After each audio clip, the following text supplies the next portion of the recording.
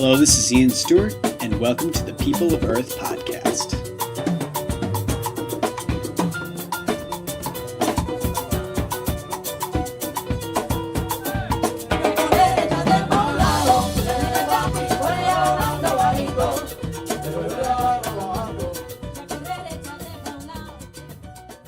Hello, and welcome back to the People of Earth podcast, where we interview the top performers in the New York City world music scene.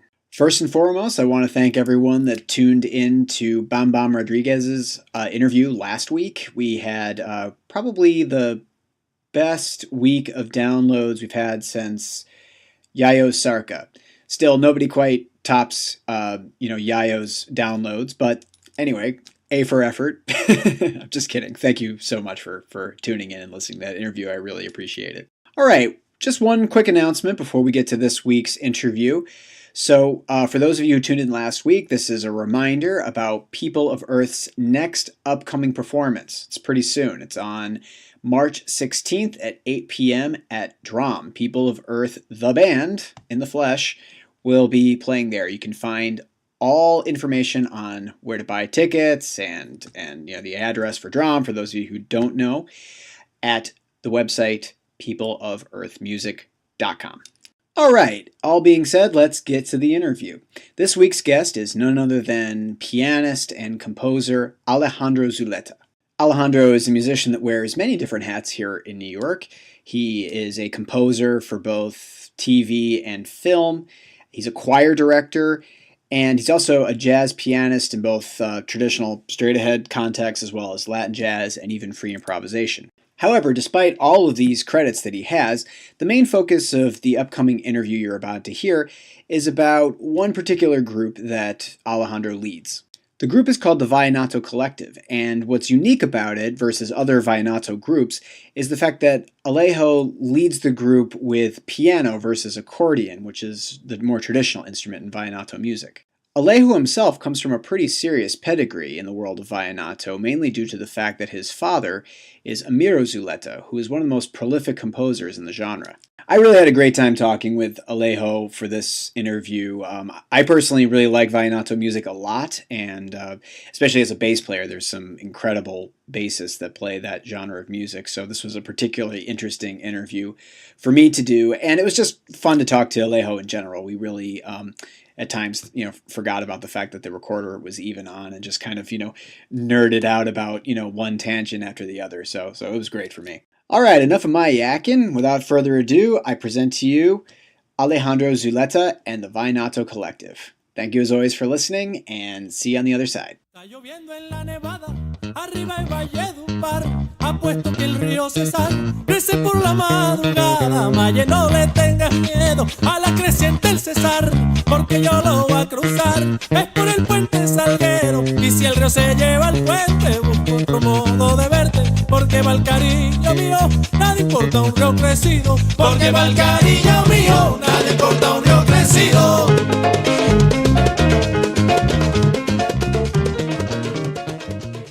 Thank you for joining us today. How you doing? Good. Good. Thank you, Ian, for inviting me. Definitely.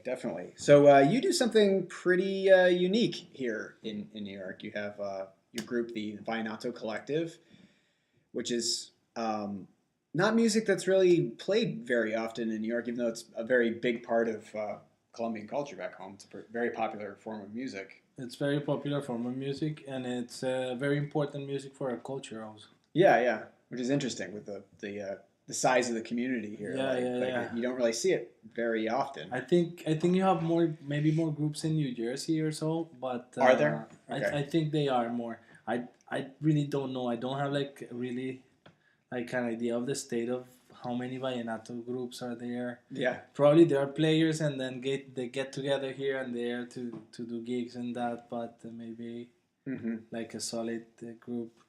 And what we do is a little bit different also, because what I do is that I have translated the vallenato accordion repertoire to the piano. Right. So what I present is like a version of vallenato, which is, instead of having the accordion, it was like the main instrument for melodical and harmonic sustain of the music, I do that in the piano.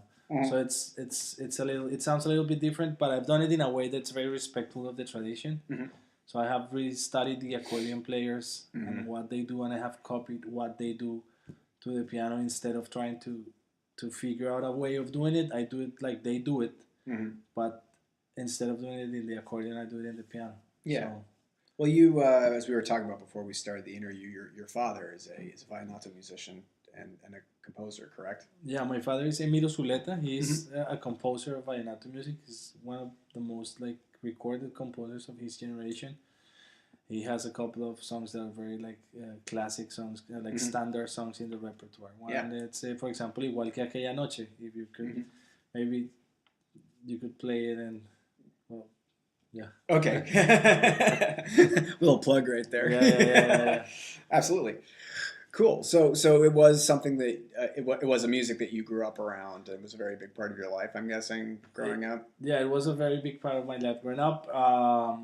So I learned vallenato orally. Like, that's the way you learn it. The oral tradition of the music. We get together in these parties called parrandas, which is it's just a party where the music is played, and then different players come and singers and composers.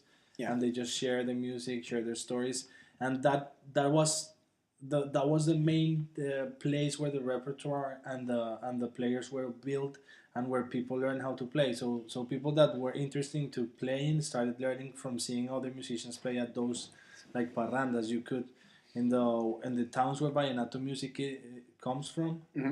So you got into you didn't even have to get invited. You could even go into the parrandas wherever they were happening, and kids we could look how the players were doing, what were they doing, what were they playing, and then just with that information start like practicing and trying to imitate what they were doing. Okay. So it's like kind of it worked like that. You start seeing, and then maybe in some other time you ask, and if you come from a musical family, they will give you some guidance on how do you play the main instruments, which are the guacharaca, which is the little like scraper stick thing, and the caja, which is the basic drum that we used to play. Yeah, which is really, it's similar to a doumbek in the way that it is. It almost looks the same. And the technique is very different from the other Caribbean drums. Of Colombia, where the drummers play with the full hand.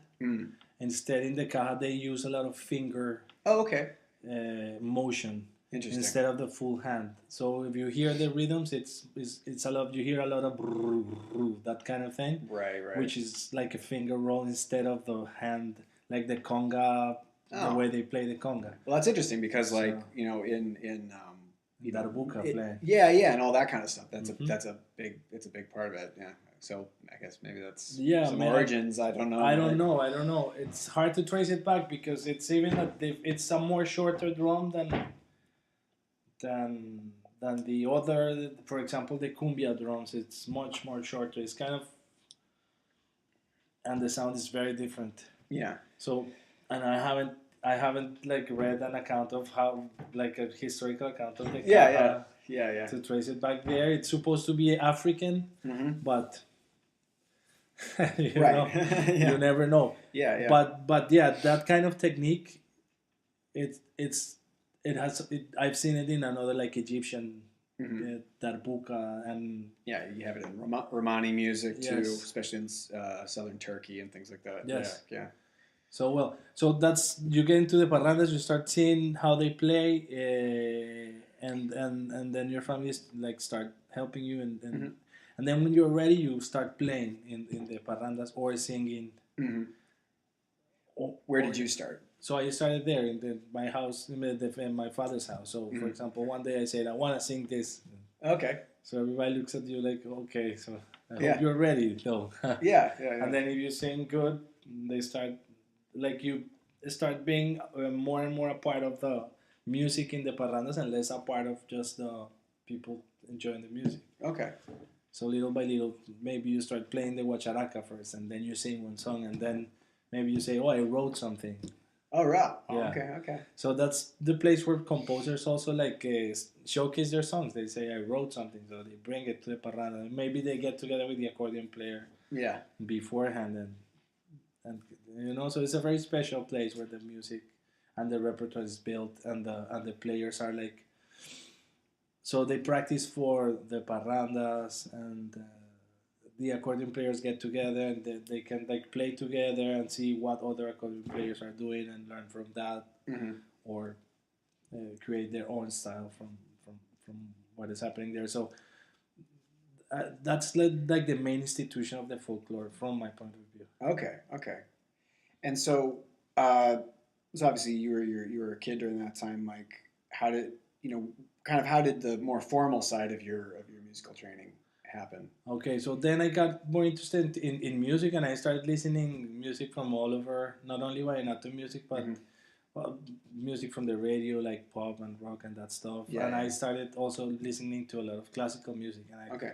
I got very into classical music. Yeah.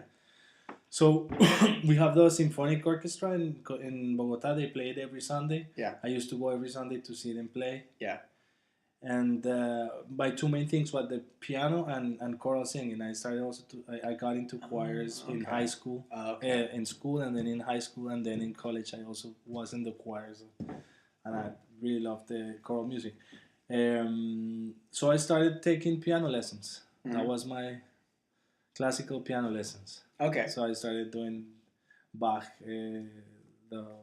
I started the Anna Magdalena book, which is the first thing you do with the minuets, and then I did the inventions and fugues, and I did Mozart sonatas and Beethoven sonatas, and I started getting really into that repertoire. After I graduated from college, I went to college to do composition, classical composition. Okay. So I studied classical composition there, and then I worked as a composer in Bogota. I did music for TV, for films. Okay.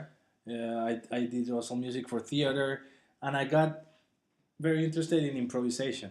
Okay. So I started studying improvisation, like maybe halfway into college or something. Okay. So I started getting less and less practicing the classical piano and starting more like figuring out how to play jazz and hearing those records and getting interested about that. So I started taking jazz lessons and figuring out how to play that, and that's when I got interested in coming to New York because of the jazz. So you specifically came here? Yeah. And then I came here because of that, and I did a master's at NYU. Oh, Jazz piano. Okay. Yeah. Okay. There was like a couple of teachers that I really liked there in the faculty. Like who? Like Andy Milne and Ralph Alessi. Okay. Yeah. Cool. Yeah, definitely. Andy Milne's great. Andy Milne's great. Yeah, he's very good. Very, very, very cool stuff. So I studied with him for a couple of years. He was very good teacher. So where did the idea to start the Vallenato Collective kind of come in? So when I was all through college and during high school also, I had two brothers in Colombia. They had a Vallenato group before. I was playing with them. So, but there was one of them played the accordion, the other plays like the caja, and a cousin we had played the guacharaca. Yeah. But my cousin went to other city. He moved out from Bogota, so he couldn't play with them. Yeah. And I was 14 years old or so. So I was able. So they told me, "Could you play with me? Could you play with us?" And I said, "Yeah. Accordion? The guacharaca." Oh, guacharaca. Yeah, okay. Because you need to have the guacharaca. Oh, okay. So that was my starting point with them. So I started playing the guacharaca with them, and we got hired like for doing private parties and that kind of stuff. We played in bars, and I was kind of young for that, but so I started working as a musician very early, like around 14 or so.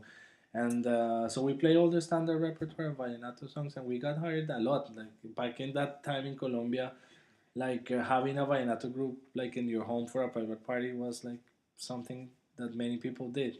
So we probably play every weekend or every other weekend, and then during, for example, December, so we played maybe 15 gigs in December. It was a lot. And we also sometimes played in a bar called Lázaro. That was very special concerts because we did like a Vallenato workshop along with the concert. Oh, really? Where we tell people what was the different rhythms, the name of the instruments, how's the music built. We played a song from different composers and different times of the Vallenato kind of evolution. So it was fun. Yeah. So I also playing with them. I learned a lot. So okay, so I came back here. I stopped playing with them because one of my brothers moved out also again. So we didn't. The one that played the caja moved to Santa Marta. So the group got like dissolved and with. Yeah. So that was like when I graduated from college or so. So I stopped playing, and then when I came here and I was studying jazz at NYU, I got interested in saying, well, I've always played the guacharaca. I want to play vallenato and I like to sing vallenato music. I I'm not going to sit down and learn the accordion now. And I was like, Oh, okay. So you never no. played the accordion. Okay, no, okay, never. okay. That was like something my brother did and my father, and I was like, I was never into it very much. Really? Yeah. Well, because I know like you can. Yeah, there are piano players I know that do play accordion. Yeah. And obviously, it's a. I don't know. It was kind of hard for me. Yeah. Like piano came very not easy, but it's hard to play piano. But I don't know. Like I got the accordion a couple of times. It wasn't my thing at all. Okay. Yeah. So, but I wanted to play the music though. Yeah. So Okay. I said, well, what's a way now which I can play this music without having to have the necessity of the accordion. Oh, okay. And then I said, well, but I probably start like it came from the idea of studying the jazz players the way we did in school, like just transcribing what they do, like what they did. Yeah. And I said, well, if I'm doing that with like a Bill Evans solo, what can I do it with a vallenato? Exactly. Yeah. So I just did exactly the same thing. Yeah. Cool. So I started transcribing the vallenato players, and I did it from the old ones all the way to the new. So you have like 3 generations of accordion players, more or less. Okay. By now, the first generation is like Alejandro Duran, Alejo Duran, and Juancho Polo Valencia. And well, I know Alejo Duran wrote a lot of songs, right? Yeah, they're very great. They were composers, singers, players, and it's what we call juglares, or jugglers, or we call them juglares. Jugglers, performers. Yeah. So those like emblematic figures that were composers as well as performers, accordion players. We call them the juglares. They are like the emblematic figures of Okay, I got you. the pillars of our folklore, like like the jazz players from the beginning of the century, from the 1920s or so, that were everything. Yes, they could do everything. Right. So these guys, it was maybe 1930 also. That time, or 40s maybe. So that's the first generation of accordion players. If you hear their playing, it's kind of simple, but everything is there, like the melodies and the styles, and the different way of playing each of the rhythms. We have 4 rhythms in vallenato. It's a paseo, merengue, son, and puya, and everyone has a different way of accompanying the rhythm with the left hand, like with the chords, and also kind of a different way of dealing with melodies and counter melodies. Right. And so all the information was there in what they were doing. Then you have this second generation of players. The most emblematic player of that second generation is Luis Enrique Martinez, and what he did was like he kind of brought a lot of more virtuosism or energy, kind of much more movement, rhythmic movement into what they were doing. So if they were doing something that was they kind of created the style of playing and the 4 ways of playing, and Luis Enrique Martinez like perfected that style and made it like hard to play, because if you play like Alejo Duran, the hard thing for Alejo Duran is not playing like him. The hard thing was coming up with what he came up with. Right. Doing that, like from inventing the music, basically. Basically, like coming up with the thing. I don't know how it happened. You could trace like a lot of what they do. You maybe say, oh, that might be kind of like a polka like kind of thing, but it's very unique. And then what Luis Enrique Martinez and his generation of Cocha Molina and Colacho Mendoza, and there's other players that I could send you more information about them and their recordings.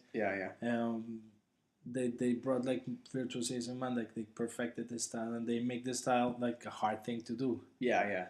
And then we have the third generation. Which is Juancho Royce, that was the accordion player of Diomedes Diaz, a very famous singer, for a bunch of time. He also he brought it also to another level. And now we're waiting to see what happens. Well, yeah. Well, I with mean the new now, like, people. yeah. I mean now it's become like there's been so like there's all these like combinations of Vallenato and pop, obviously, with, you know, Carlos Vives and all that kind of stuff. Yeah. And yeah, I mean, I know, for example, like I've checked out, like, you know, because I'm a bass player, you know, like the bass players in like modern Vallenato are insane. I mean, like the thing, talking about virtuosity. Like, Yeah. It's amazing what those guys can do, and it's totally unique. It kind of just fits. In It is, and the story of that is very, you know, it's funny because I'm not sure what happened, but this is what happened. Okay. In what you can tell in the recordings. Okay. The recordings of the basses of the first juglares, the first generation, Alejo, Duran, Yeah, and it's kind of Juancho like half notes, like Yeah. a lot of it's very But very you know, simple. But you know what happened? Why we don't know actually how it was? Oh, okay. This is what happened. Those recordings were made in Medellin. Okay. Which is very far from culturally and geographically is far from the coast, Valledupar and Cordoba and all those regions where that music was from. Yeah. Probably, or they had a bass player there in the coast that were playing gigs with them, or maybe they didn't play with bass at all. I'm not sure if that was or was not, but this is what happened. So there were a couple of record companies. The most famous record company was Discos Fuentes. So what these guys did were they went to the Caribbean and they see the groups, or they see like Alejo Duran or whatever, or Juancho Pola, and say, oh, we want to make a record with you. So they bring the musicians to Medellin, but I guess or they didn't have a bass player, or in order to save money, they recorded with a bass player from Medellin. Okay. So what you hear is a guy that's just hearing that music for the first time, figuring something out. Oh, that's wild. But the raspa and the carrilera music from Medellin, that's the way they play the bass. Oh. That's the way they do it. So it makes sense. Okay. So this guy was playing what they were doing. Okay. Because the guacharaca does the same thing. Right. You see? Yeah. But the caja doesn't, and the accordion doesn't also. But in the raspa and the carrilera music from Medellin, it's very like squared, everything. So probably what happened is, or they either had a bass player and they didn't bring the bass player because they didn't have the money to bring the guy. Or they didn't have a bass player and this Medellin guy just figured out it probably makes sense to make it like kind of like that. And then it evolved into this whole other. And then And then when they started recording the actual players from the coast, that style started to appear. But I really doubt it was like something new. I bet they were playing like that there, but it wasn't just getting recorded. But you have to go and ask, though. I guess. Yeah. I mean, that's. You will have to go there and ask. if anybody really knows. Anybody could remember, what happened, or I don't know. Maybe the guys from the recording companies could. Maybe some of those old guys could help us figure it out. But what I know is that those recordings where you hear that bass player is not a person from the tradition. Interesting. Okay. You see, it's someone that they picked out from where they were recording. Yeah. So he was foreign to the tradition. Wow. Yes, he was foreign to the music. That's amazing how that happens. Yeah. Well. Yeah, and now you have this whole like generation of like. Because they couldn't bring a caja player from Medellin. Nobody could do that. Play that. Yeah. And nobody could do the accordion and the singing that those guys were doing. So probably the best way to save money was a bass player. Okay. So that's part of my theory. I'm not sure. I love that. I love that story. Yeah. That's cool. That's cool. So So when you started the group here, was that something that you started right away when you came to New York, or? So look what happened. I didn't even have the idea of doing a group. I just started studying the accordion players Okay, okay. because I said, okay, this is cool. If I'm doing this with the jazz players, I think it's cool to do it with the music I grew up with, and also some of the music I love. Yeah, yeah. So I just started doing the thing, like doing the work, and saying, well, maybe I have a group someday, but I didn't figure it out. I didn't figure it out if I wanted without the accordion or not, or if I had no idea, like in my head. Really, I just started like doing that, like learning how they play and transcribing solos and introductions, and we call them passes, which is what they like. Those are like the arrangements they do. Yeah. The standard arrangements for a song. Yeah, like in any style. Yeah, are called the passes. Like the mambo in salsa, when you hear that the specific mambo of this song. Right. We call the passe of that song or this other song or whatever. Yeah. So we call introduction, and then the passes, which are in the middle of the verses, and then the solo. If there's an improvisation, if you hear something that's more like kind of that's like kind of in the moment, that's like an improvisation that the person are doing. But most of the songs have their introduction and the passes that are particularly to the song. And if you trace the song back in recordings, you could hear those passes in a lot of the original recordings of that song. So it's very interesting how different accordion players have approached the same kind of melodic material. Yeah. And how it has evolved a little bit. But the melody, the structure of the melody, it's there. Yeah. So and then I got a job at Terraza, just doing sound. Oh, you were a sound guy there. Yeah, I was a sound. Okay. But I was going to school here, and so I had to make money for some. What year was this? Just out of curiosity. This was 2010. Okay. 7 years ago. Okay. Yeah, not that much. Not that long ago. No. Yeah. So I was doing sound at Terraza because so I met a lot of musicians. It was great. Yeah. Because I get to like. Because of the very unique place that Terraza is in New York. At the time, I didn't thought much about it. I thought, this is New York, Yeah. But it's not. It's like, this is very specific, and if Terraza is not there, it's like, so that's not going to happen anywhere else. I mean, it's kind of like I think it's like the place that kind of just sums up Roosevelt Avenue. Like, you have this like whole like just row of just like South American, Central American culture, and then this place, which is just kind of sits right off of Roosevelt and all the food trucks and stuff like that. Yeah, and all like how do you say, the mainstream popular culture? Yeah. If you can call it that way, that is on Roosevelt, which is like, it's mainstream, but it's popular at the same way. But Terraza is not a mainstream culture. It's like kind of the more ethnic or more roots. Yeah. Rootsy kind of. Yeah. But there's nothing in Manhattan like that. No, there's nothing. Yeah. I think probably there's nothing in the world like that. There's like it's hard to think about another city that could house like so many musicians with that kind of artistic level and knowledge of their traditions. It's hard to imagine any other place, but probably there is, but it's like you will have to really search for it. Yeah, exactly. So I was doing sound there, and I was meeting all these musicians, and one night Freddy approached me, and he said to me, I've always wanted to have Vallenato here, and I don't know if he figured out I was connected to Vallenato, or because we've never talked about Vallenato. Oh, okay. Yeah. All right.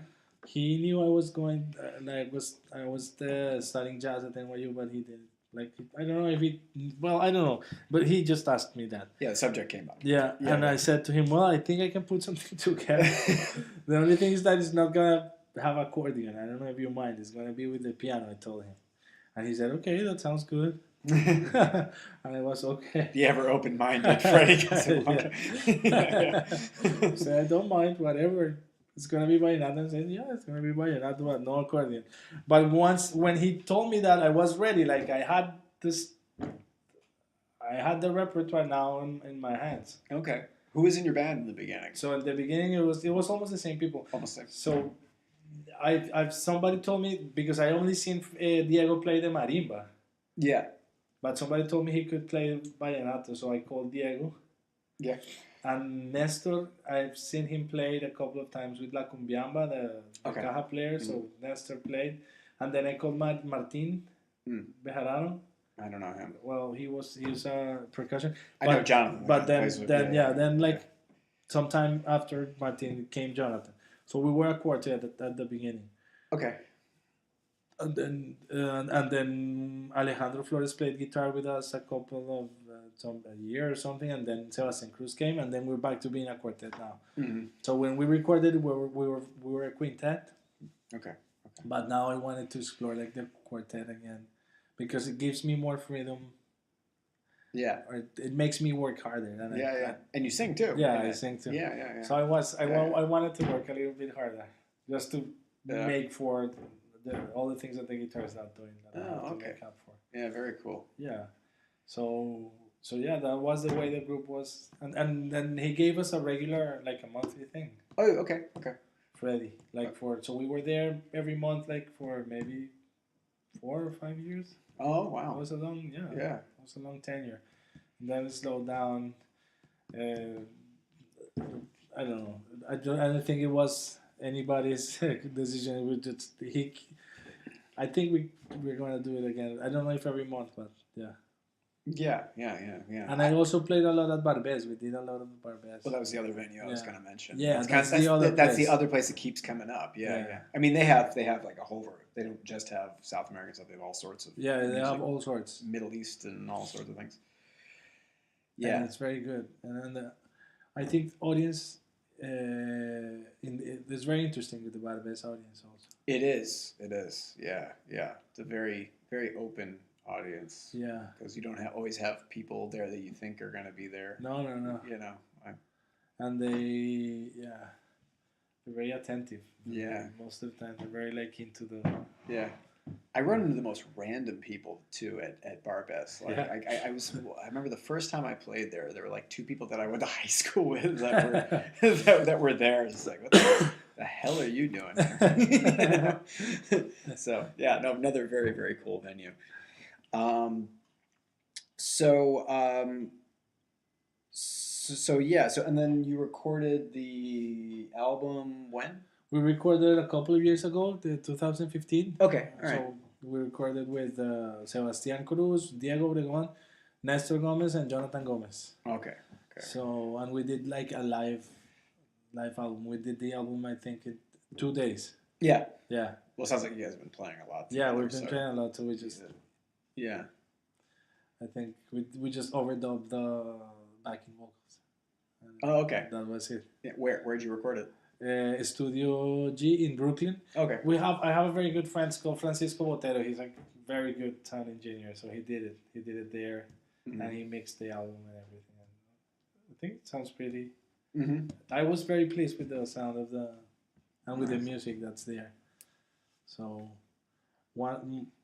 some of the songs more than others, but I think we Ausencia, there's like a slow paseo that's there. I think that take was pretty amazing. And El Mochuelo, I think we did a very special version of that also, which is one of my favorite songs of Adolfo Pacheco, which is one of my favorite composers. Okay. And it's such a beautiful song, and I think we did a very good job with it. Nice. The Alejo Duran Pedazo de Accordion, the Puya, which is the fast rhythm where everybody takes a solo and whatnot. I think that one pretty well. So I was proud of the way that Puya sound. Well, then when you listen, you let it go. I can't wait to hear it. Yeah, I can't wait to hear it. But I think a couple of the other songs, I hear them and say, okay, well, but there were some pretty good ones. Like I could feel like there's. I'm very.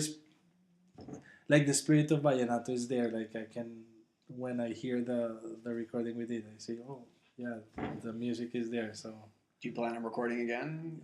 Well, not soon, but yeah. I still haven't, because Diego went back to Colombia, so right. Carlos Men is now playing with us, and I went back to be a quartet, and we haven't been playing as much as we've been playing. As we were playing back there, so I have a new repertoire that I want to do, and we played once in, well, what was that, November? Oh, when I saw you guys? Yeah, probably. Was it in November? I think it was. So it was November. We did a bunch of new stuff that day. Oh, yeah? Yeah. Oh, great. A lot. Okay, I don't know. So it was like, and we were kind of, we have to play more in order to, like, for it to feel more right in order to record. Mm-hmm. But I think, hopefully we could play more this year and then maybe think about recording some of those songs. Yeah.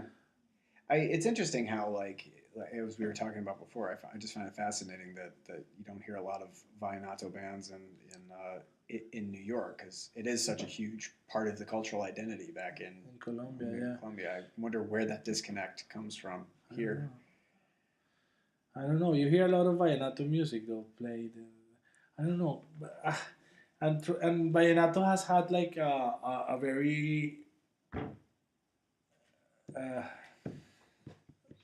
It's been really commercialized. Right. And that has been good and bad. Mm.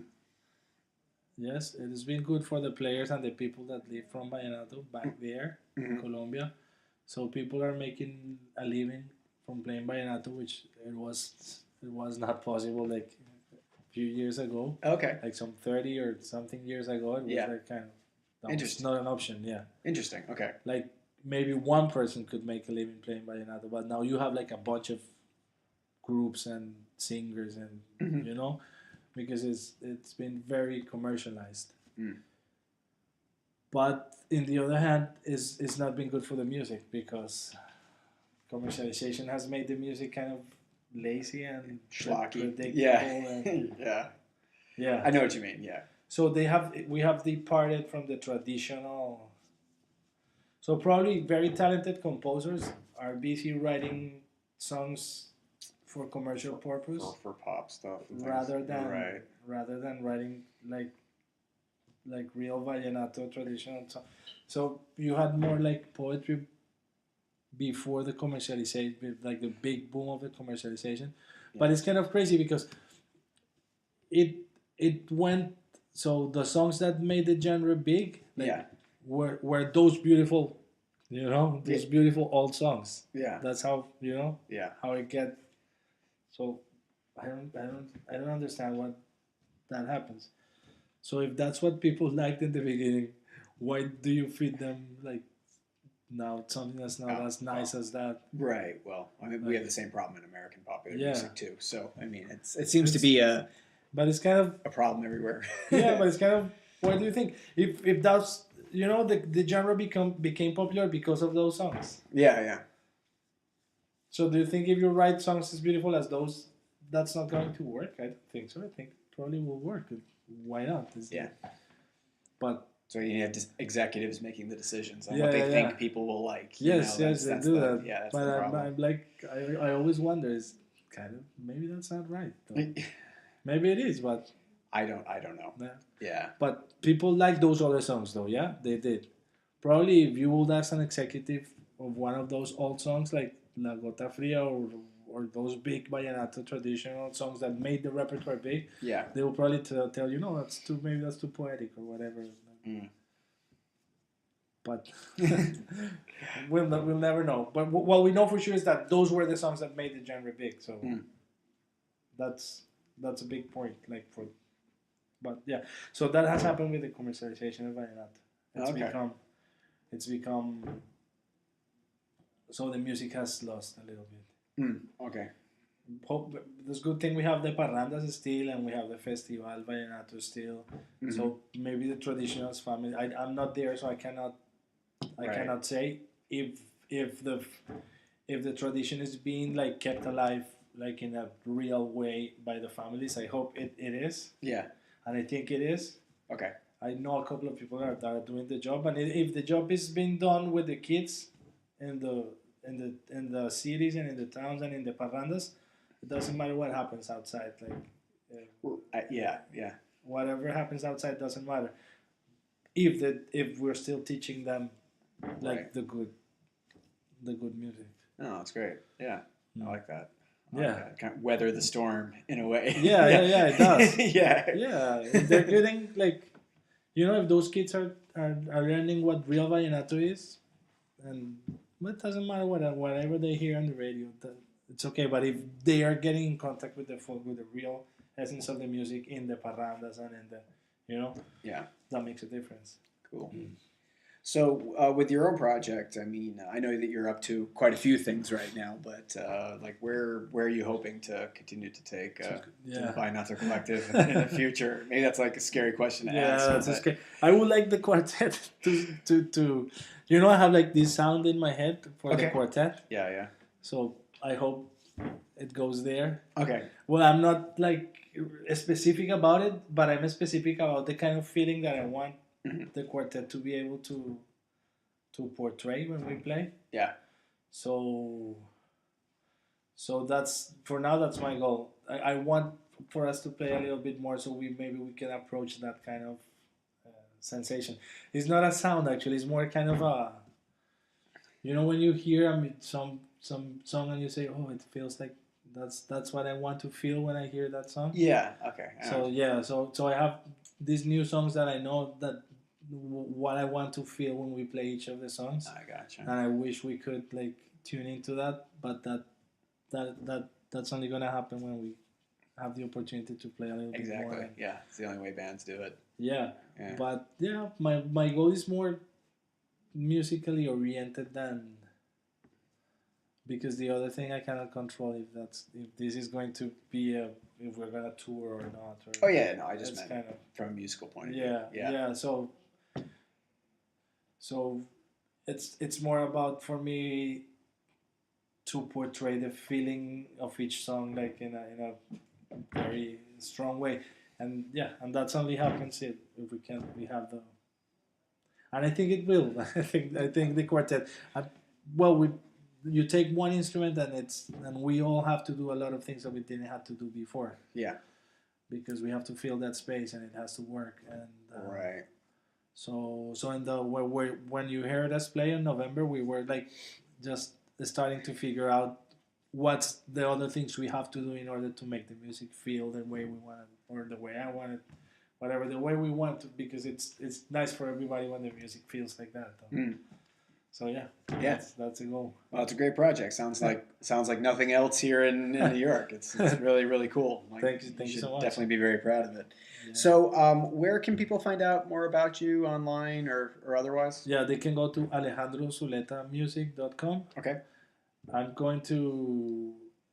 They can go there. I'm going to put dates and everything. Sure. The page is not really updated now. As for today. But it's up. But it's up, yeah. It is there. Okay. And they can find out all about me, and they can listen to the Vallenato Collective and see some videos. All right. Well, this has been a really super interesting and informative interview. Thank you very much, man. Seriously, thank you. Pleasure. Thank you.